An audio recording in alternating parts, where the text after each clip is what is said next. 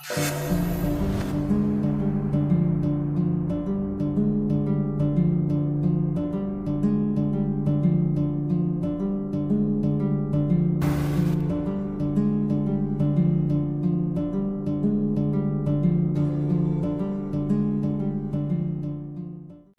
Gareth Jones ay pinanganak sa kalagitnaan ng 1980s at nakatira sa Crewe, England na humigit kumulang 48 miles southeast ng Liverpool. Siya ay isang project manager ng National Health Service at minsan din naging player ng rugby. Taong 2021 ang kanyang 2.5 taon na relasyon ay nagtapos, kaya naghanap ulit si Gareth ng bagong pag-ibig. June ng kaparehong taon, habang nasa website na Plenty of Fish ay nagumpisa sila mag-usap ng babae na nagngangalang Sarah Rigby. Sila ay nagumpisa mag-usap tungkol sa potensyal na relasyon. Si Sarah ay isang student nurse. Nung una silang mag-usap ni Gareth ay sinabi niya na 33 years old pa lamang siya, ngunit ang totoo, siya ay 39 na. Siya ay nakatira sa 5-bedroom na bahay sa Winsford, mga 10 miles north mula sa kung saan nakatira si Gareth. Ang bahay ay pagmamayari ng kanyang ama, ngunit sinabi ni Sarah kay Gareth na sa kanya ang bahay na yon. Si Sarah ay may 6 na anak mula sa ibang mga karelasyon, ngunit hindi niya rin sinabi kay Gareth na iba't iba ang ama ng kanyang mga anak. July ng taong yon ay ang unang pagkakataon na sila nakita at nag-date sa isang restaurant. Nagulat pa si Gareth dahil nakasuot si Sarah ng maikling red dress. Sa pangalawa nilang date ay doon pa lang may nangyari sa kanila. Sa isang buwan ng kanilang relasyon nung pumunta si Gareth sa kanilang bahay, ay bigla niya itong pinalabas habang nagsusuot ito ng kanyang underwear. Hindi nagtagal pagkatapos niyon ay sinabi niya kay Gareth na siya ay may mood swings at siya ang may mali. Nagkasundo sila ulit, ngunit makalipas lamang ang ilang buwan ay mas lalong naging delikado, demanding at controlling na si Sarah. October 2021 ay pumunta sa London sina Sarah at Gareth. Ayon kay Gareth na nung nasa Harrods department store sila ay sinabi sa kanya ni Sarah na hindi sila lalabas sa store hanggat walang may nabiling mamahaling bagay sa kanya. Bigla na lang niyang hinila sa braso si Gareth ng mahigpit at kinurot ito hanggang sa dumugo. Dagdag pa doon ay sinabi din sa kanya ni Sarah na kung hindi siya ibibili ng bag ay mag-download ulit siya ng app na Plenty of Fish para maghanap ng ibang lalaki malapit sa kung nasaan sila. At sinabi din niya na alam niya na maraming lalaki ang gugustuhin siyang makasama. Kaya napabili na lamang si Gareth ng bag para kay Sarah na nagkakahalaga ng 400 pounds o kulang-kulang 30,000 pesos at ang 600 pounds na damit o halos 45,000 sa peso. Sobrang masaya si Sarah sa ginawa ni Gareth at sinabi niya na pinakita sa kanya ni Gareth kung gaano siya kamahal nito at siya ang tamang babae para sa kanya. Sa puntong iyon ay inimbitahan na ni Sarah si Gareth na doon na tumira sa kanya. Noong nakalipat na siya sa bahay ni Sarah ay nagulat ito sa napakaraming rules ng babae. Nagdemand din si Sarah sa kanya na magbayad ng 700 pounds kada buwan o halos 52,000 na renta at sinabi na ang kanyang mga gamit ay ilalagay lamang sa garahe. Hindi rin ni Sarah pinayagan si Gareth na magkaroon ito ng sariling susi ng bahay at hindi siya maaring pumirmi sa bahay kung wala doon si Sarah. Kung aalis si Sarah ay kinakailangan ding umalis ni Gareth. Kaya pumupunta na lamang siya sa iba't ibang mga local businesses at manatili doon hanggang sa bumalik si Sarah. Hindi masaya si Gareth sa ganong arrangement nila, ngunit sinabi sa kanya ni Sarah na kung aalis siya ay gagawa siya ng marahas na hakbang. Plano niya na tatawag siya ng pulis at gagawa ng maling akusasyon laban kay Gareth ng sexual assault. Dagdag pa doon sa pagbayad niya ng renta ay may marami pang gastos na involved sa relasyon niya kay Sarah. Sinabi din niya kay Gareth na dapat siya magtatrabaho at kinakailangan niya magbigay ng 4,000 pounds o halos 300,000 pesos sa kinikita nito kada buwan.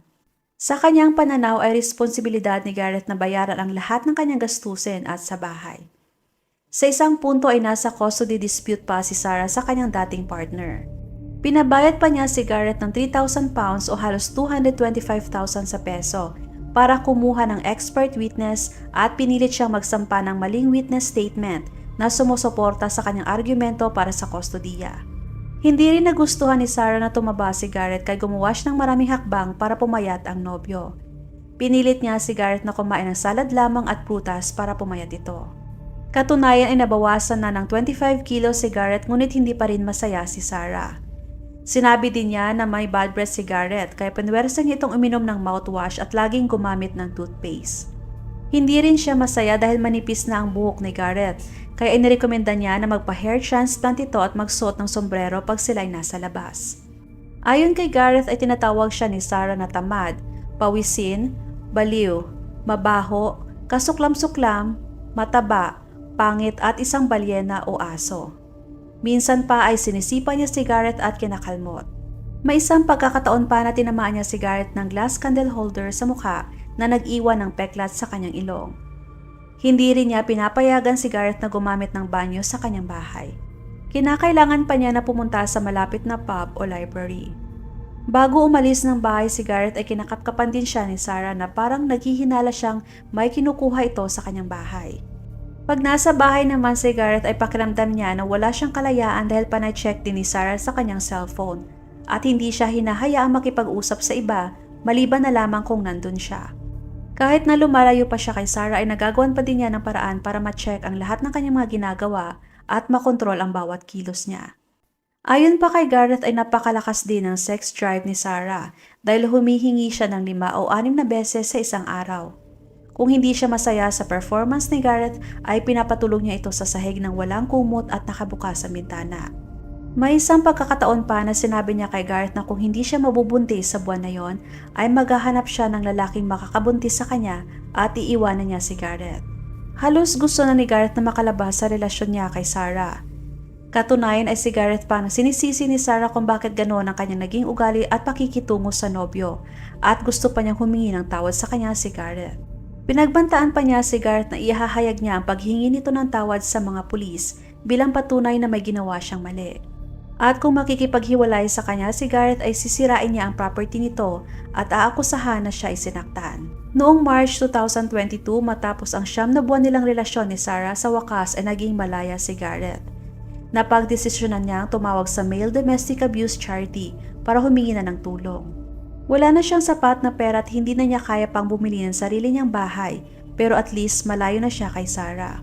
Matapos niyang ipaalam sa mga pulis ang naging karanasan niya sa kanilang relasyon ay inaresto si Sarah.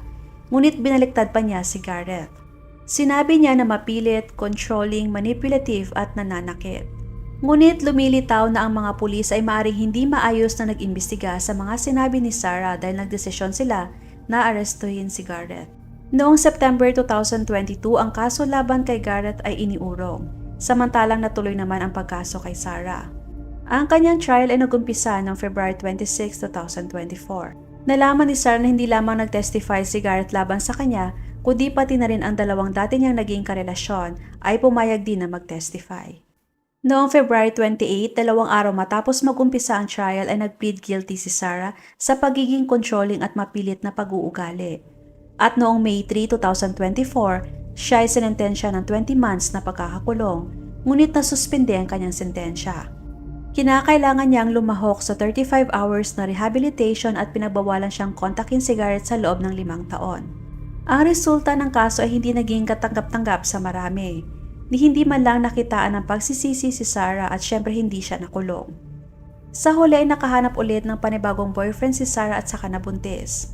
Si Gareth naman ay nagpatuloy sa paghahanap ng bagong mamahalin at nakatanggap din siya ng promotion sa kanyang trabaho. Shout out kina Laila Fanda ng Kuwait, Rosemary Biagtan at Riza Demor. Maraming salamat!